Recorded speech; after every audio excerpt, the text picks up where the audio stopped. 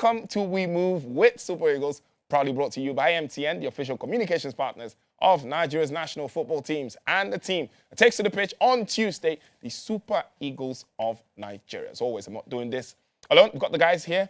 As always, it just feels like it's becoming very, very real now. It's actually very real. Usually you'd say a couple of weeks, but today you actually said Tuesday. It's actually here already, and I can't wait to watch that first game. It's going to be intense, action-packed. Not many goals, but definitely action-packed. And Bada Kisude Johnson is also here, as always. And Bada, when we started this program, the countdown to the African tournament, it felt like it was a long time away. But now, it's right here.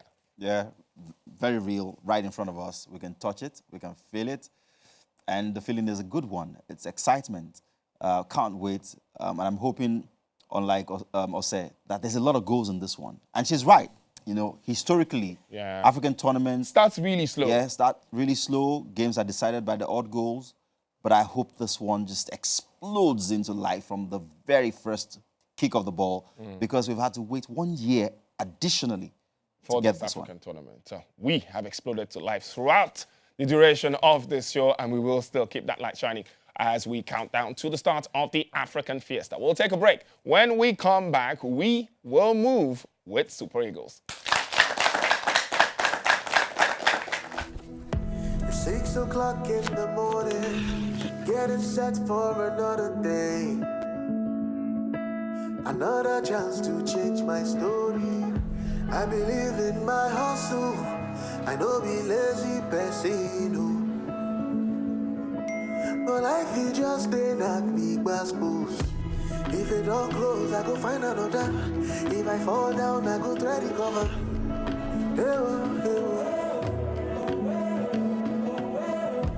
If it ever walk me, I know they bother. Cause I believe say I go surely prosper. You don't get that shit, won't be. We move. No matter what they say, we move.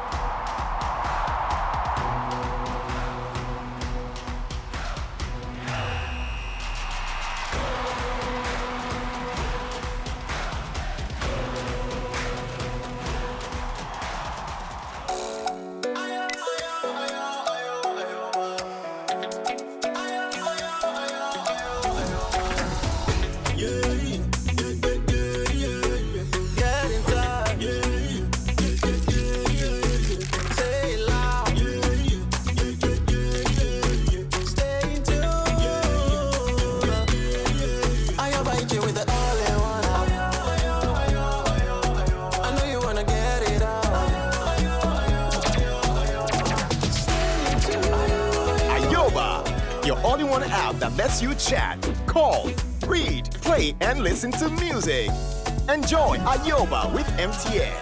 Download Ayoba now. All right, so Sunday, the 9th of January 2022 will witness the start of another African Fiesta, which promises, unlike Ose thinks, a lot of goals this time. So let's take you back to Egypt and look at some of the big statistics from the last time the African Fiesta took place. And it's important to note, guys, that was one heck of a tournament. The Super Eagles got eliminated in the semi-finals, by the way. Ended up winning the bronze medal like they usually always do. But let's start with attendance. And it's not something we're quite sure about, especially in the pandemic era. But there were 943,000 plus fans who watched the games live in the stadiums in Egypt. That's around 18,136 per game.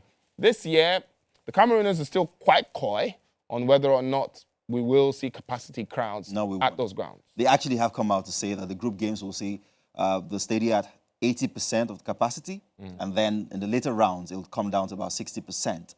Obviously, observing COVID protocols and ensuring that people can view the games in the safest environment possible. And I was going to say that at an average of 18,000 per game seen in Egypt, I'm a little surprised, judging by how they do pack stadia up to the rafters in that part of the continent. Yeah. Unfortunately, we may not even be hitting those numbers in this tournament because we have to be safe. and keep everyone safe. And you probably feel the reason why that there's a disparity in that number is probably there were more fans for the games that Egypt were, and once they got knocked out, which is a problem for African tournaments. Though. Once the host team, the local interest team, dips. Once they go out, it comes. The interest from the home crowd usually fizzles out. Yeah, and I think that again, if you had a huge contingent traveling from different parts of Africa to attend, it would mitigate, that problem. Like it is in Europe, you'll have huge numbers traveling because, there's a European Union, there are things they share in common, travel isn't as hectic as it would be around here. The economy also a factor. So we'll get there someday, I believe, but it just sort of takes out the excitement a little bit, knowing that we wouldn't have those stadia packed absolutely to the rafters. Because Egypt got knocked out in the round of 16, that might have attributed for that low turnout. Let's go to goals scored next, and that's an issue that you've raised right from the start of the show. At the last tournament, there were 102 goals. Lesser matches, though, because for the first time, we will have 24 teams at the African tournament this year. That was 1.96 goals per match. Obviously, we should get more this year. Yeah, obviously. Definitely, I feel like we'll get more because we have more games to be played. But one or two goals, not surprising. Most of those goals came in the later part of the tournament. Ojo Igalo scoring 5 of those goals. It was great to watch. It was great to see this year. Oh, wow, we're already in this year. Okay. So this year, obviously, we'll get to see more goals. Many. Why does it take a while for the goals to start coming at the African? I think because the reality of the tournament doesn't necessarily dawn on them at the very onset. I feel like they're just... Maybe it's preparation? Again, yes. The runway is so short. Teams don't play enough tune-up games, so they don't start hitting that cohesion until the third. So the big teams, effectively, the group games are like their friendlies? Absolutely. And it would be for Nigeria and other big teams. I mean, if you don't play a tune-up match, when was the last time they played together as a team? The qualifiers. They have no tune-up games in Super Eagles. Exactly. There are new players that have been introduced to the team. There's a new manager. It will take a while. All right, let's look at the awards then from the last time out at the African Fiesta. And the man of the competition, I always thought was Riyad Mahrez, but it wasn't him. He lifted the trophy for Algeria. By the way, he was the captain of the team. It was Ismail Benasser, who plays for AC Milan in the Italian Serie A. Odion Igalo finished top scorer. The best goalkeeper was Ras Mboli, a man who was in between the sticks for Algeria. The best young player was Crepin Diatta, who plays for Anderlecht for Senegal. And of course, the CAF Fair Play team went to Senegal. So Odion Igalo's name comes up again. Well, sadly, it won't be coming up this time around. But it was wonderful to see. It was great to watch. I was impressed. I was excited as a Nigerian. It was wonderful to see. Even though we didn't win that match, it was great to see that the top goal scorer obviously came from Nigeria. Hopefully it happens again. Fingers crossed. Have you noticed, though, that of all the players who made that awards list, they're not the guys who would have been on the posters for the African Fiesta before the tournament started? Without a doubt. A case in point, the Algerian team, you thought Riyad Mahrez was probably the standout player. But he was the X factor. He was the guy who decided games. Benassia was the guy who kept it constant, consistent, and ticking down the middle. He was a consistent performer from the very first game till the very end. And it's no surprise that his efforts were rewarded. Yes, the guys who scored the goals hogged the headlines, but sometimes, like Luka Modric showed at the World Cup, there's some reward for a guy who gives you an 8 over 10 from match to match. All right, let's look at prize money. Woo! And this one, I'm sure a lot of people have argued about just how much you make from winning the African tournament. And just for the record, the champions will go home with $4.5 million. Depending on how you look at it, it's decent money, but football is football, lastly. Well, people play for the trophy, play for the pride, play for the honor. I'm not sure many Nigerians have ever cared how much was on offer to be won. But again, I mean, there are the economic part of it as well. This team spend a lot of money preparing and all that. So I will think even that prize money probably pales into insignificance when you compare to the amount costs. Cost of preparations, match bonuses and all. So if we look at how the Super Eagles fared last time out, that means they picked up $2 million.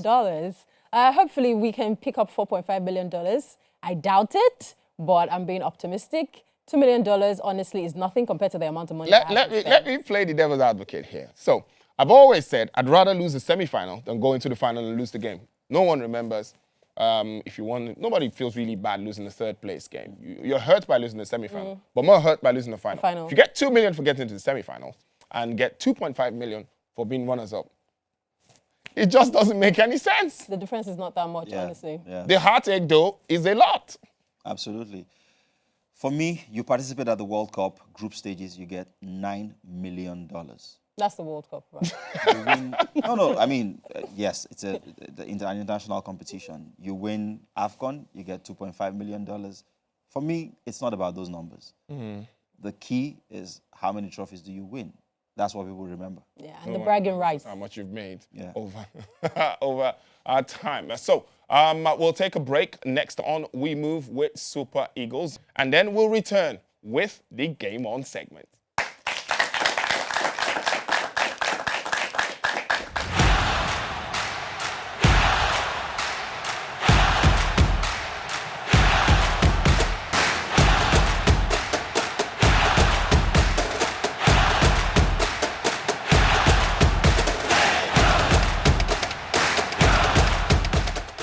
We all know Nigeria is full of passion for football. Like everyone is showing their love for football, most especially supporting the Super Eagles. And what I would just say is they should just keep on supporting the Super Eagles.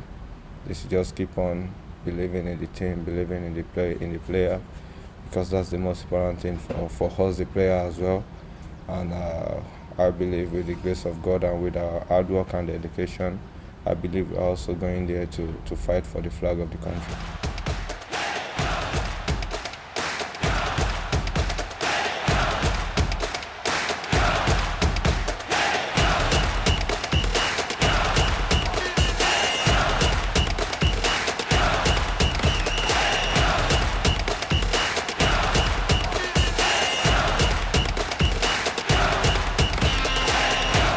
As a player, you would love to go for a tournament. I think the new players understand that. For me, I've been to Africa 2 times, and then some of us have been for the first time, and we would love to go for the 3rd time because we know the importance of AFCON. No matter who you want to play, because you are playing against Nigeria, they will always say it's a small country. But these days, I don't think there's a small country anymore.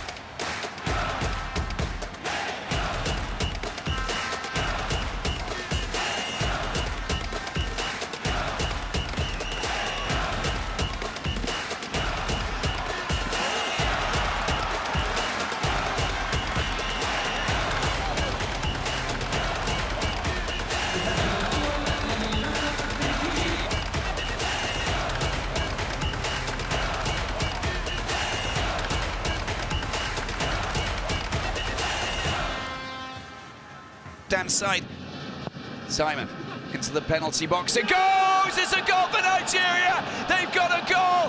Oh my word, they found the back of the net. Gets on the end of it, and the corner. Well, it wasn't difficult really, just needed to make contact, and it wasn't well read by the South African defence. And of course, all of South Africa just can't believe what's happening here. Pure disappointment. It's heartbreaking. It really is, but Nigeria are jumping with joy. We don't have any superstars in our team. I think before there's been generations with Nigeria that they've had a lot of players playing a lot of big teams, and however much that's helped the team, it might have also been a bit difficult because you have different agendas maybe, and you have to take I don't know, taking account a lot of different players and different mentalities. I think all of us now are playing in respectable teams, in respectable leagues. One or two maybe in better teams than others. But everyone are young and want to prove something and hungry, and I think that's probably what makes us a good team, because we're all in it together, and as soon as we arrive here in the camp, I don't think anyone thinks about what club they play at or how well they're doing. We're all here together. It's a real brotherhood going on, and yeah, that's the difference. I think that's making us play well.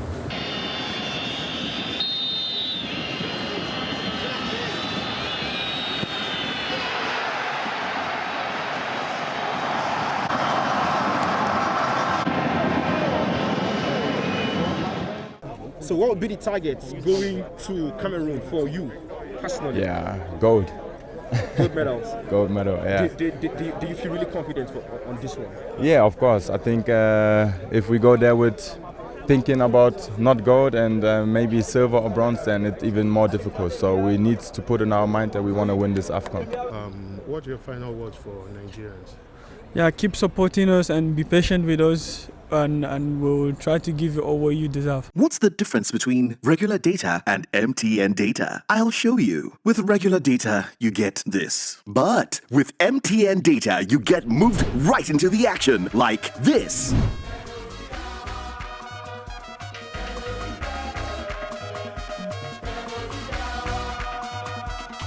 And this.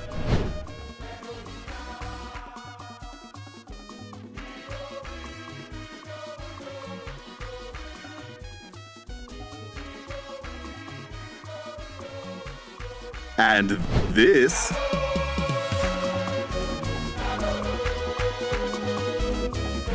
And this. With MTN Data, you don't just get more, you experience more. Need loads of data to live your dream? Turn it up on MTN, the reliable data network.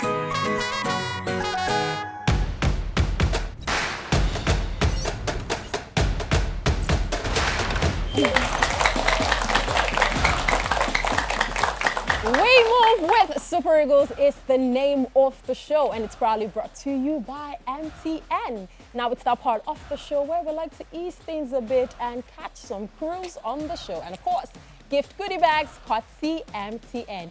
It is the Game On segment.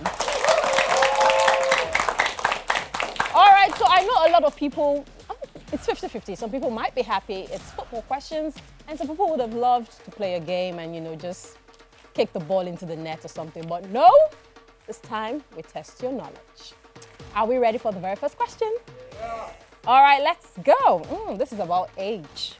Who is the oldest player of the current Super Eagles squad?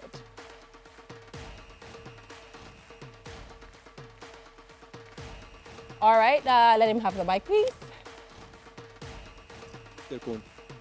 So I knew that somebody was going to mention Trist Ekong, but no, that's not the answer. The current, I emphasized on current Super Eagles.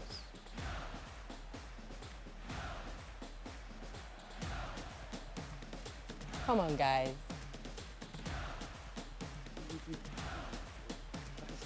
We didn't give anything in the last episode. I really do. Should I give them expo too? Please, come on, guys. Come on. Okay, one more person.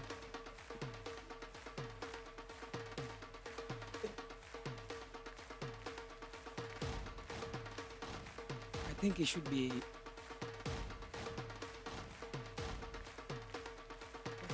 Come on, we're all waiting. It should be Leon Balogun. Current Super Eagles squad. And one more person. Yes, sir. All right, the next question. In Mali 2002, which of these players were not part of the Super Eagles squad that went on to win the bronze medal? I'll ask again. In Mali 2002, which of these players were not part of the Super Eagles squad that went on to win the bronze medal? And the options are Isaac Okoronkwo, Undubisi Ego, Mutu Adekoju, Pascal Ojigwe, and Tijani Babangida in 2002. Isaac Okoronkwo, Undubisi Egbo, Mutia Adepoju, Pascal Ojigwe, and Tijani Babangida. And the answer is... Shall I give you expo? I really want someone to go home with this goodie bag. Okay, so I'm going to say this very quickly, and I'm going to give 5 seconds to answer. So he goes by the nickname, the headmaster, and the answer is? Induvisi. One more person, very quickly. 1, 2, 3, 4, 5. And that's the answer. Thank you very much. All right, so come on here to receive your goodie bag on MTN. Come on, come on.